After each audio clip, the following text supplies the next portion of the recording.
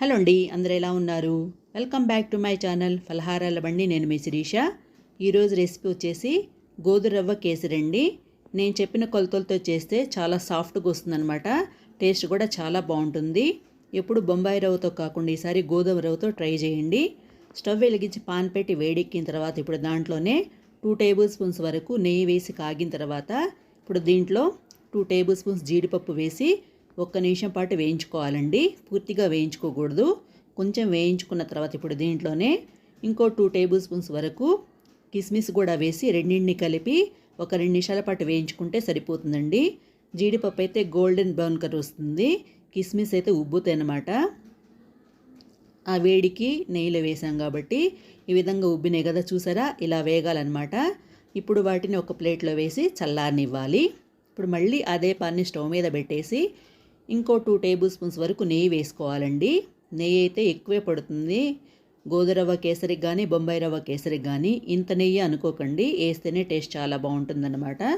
ఆ నెయ్యి కాగిన తర్వాత ఇప్పుడు దీంట్లో 1 కప్పు గోధుమ రవ్వ వేసి కలర్ మారేంత వరకు వేయించుకోవాలండి. ఒక 2 నిమిషాల పాటు వేయించుకుంటే సరిపోతుంది. మంచి అరమ వస్తుందన్నమాట. చూసారా? ఈ విధంగా కలర్ మారాలన్నమాట. చూడండి, చూపించాను కదా, అట్లా వస్తే సరిపోతుంది.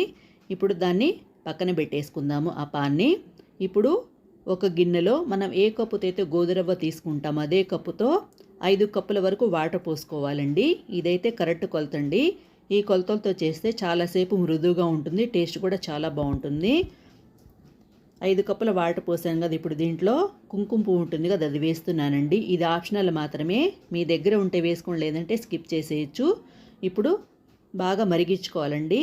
ఆ మరిగిన వాటర్ని కొంచెం కొంచెంగా పోసుకుంటూ కలుపుకోవాలండి. కాకపోతే ఉండలు కట్టదు గోధుమ రవ్వ అనేది. బొంబాయి రవ్వ అయితే ఉండలు కడుతుంది కానీ గోధుమ రవ్వ ఉండలు కట్టదు. అంతేకాకుండా గోధుమ రవ్వని వేయించాం కాబట్టి ఉండలు కట్టదనమాట. అందుకని ఒకేసారి వాటర్ పోసేసుకోవచ్చు. పోసుకొని ఒకసారి ఈ విధంగా మిక్స్ చేసేసుకొని ఒక 5 మినిట్స్ పాటు ఉడికించుకోవాలండి. కొంచెం ఉడికించుకున్న తర్వాత చూసారా, ఈ విధంగా ఉడకాలన్నమాట. కొంచెం నీరు కూడా ఉంటుంది. ఒక 5 నిమిషాల పాటు ఉడికించుకుంటే సరిపోతుంది. ఇప్పుడు దీంట్లోనే మనం ఏ కప్పుతో అయితే గోధుమ రవ్వ తీసుకుంటాం అదే కప్పుతో 1 కప్పు షుగర్ వేసి యాలకుల పొడి కూడా వేసానండి. ఇదైతే కరెక్ట్గా సరిపోతుంది. కొంచెం స్వీట్ ఎక్కువ తినేవాళ్ళైతే ఇంకొక 1/2 కప్పు వరకు వేసుకోవచ్చు. అది వేసి ఒకసారి మిక్స్ చేసేసుకుంటే షుగర్ ఏంటంటే వేడికి కరుగుతుందన్నమాట. చూసారా? ఈ విధంగా కరుగుతుంది కదా, కరిగి మళ్ళీ దగ్గర పడేంత వరకు దగ్గరుండి ఈ విధంగా కలుపుకుంటూనే ఉండాలండి. కావాలంటే మీకు మధ్య మధ్యలో ఇంకొంచెం నెయ్యి కూడా వేసుకోవచ్చు. చూసారా? ఈ విధంగా కరిగి ఇట్లా పలచగా అయిపోతుందన్నమాట. పలచగా ఇలా దగ్గర పడుతుంది. ఇప్పుడు దీంట్లో మనం ఇందాక వేయించుకున్నాం కదా జీడిపప్పు కిస్మిస్, అది కూడా వేసేసి ఇంకో 2 టేబుల్ స్పూన్స్ వరకు నెయ్యి వేసేసి ఒకసారి ఈ విధంగా బాగా మిక్స్ చేసేసుకొని ఇంకో 2 నిమిషాల పాటు ఉడికించుకుంటే సరిపోతుందండి.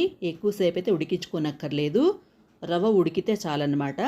ఇక్కడ గోధుమ రవ్వ ఏంటంటే కొంచెం టైం పడుతుంది, బొంబాయి రవ్వ అయితే తొందరగా ఉడికిపోతుంది.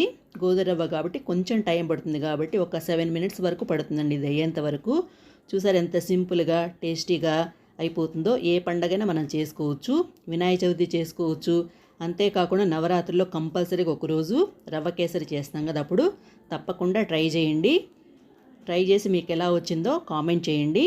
ఇంకో చిన్న టిప్ అండి, ఇక్కడ గోధుమ రవ్వ అనేది సన్నగా ఉండేది తీసుకోండి, లావుగా ఉండేది అయితే తొందరగా ఉడకదనమాట. నచ్చితే లైక్ చేసి subscribe my channel. Thank you for watching.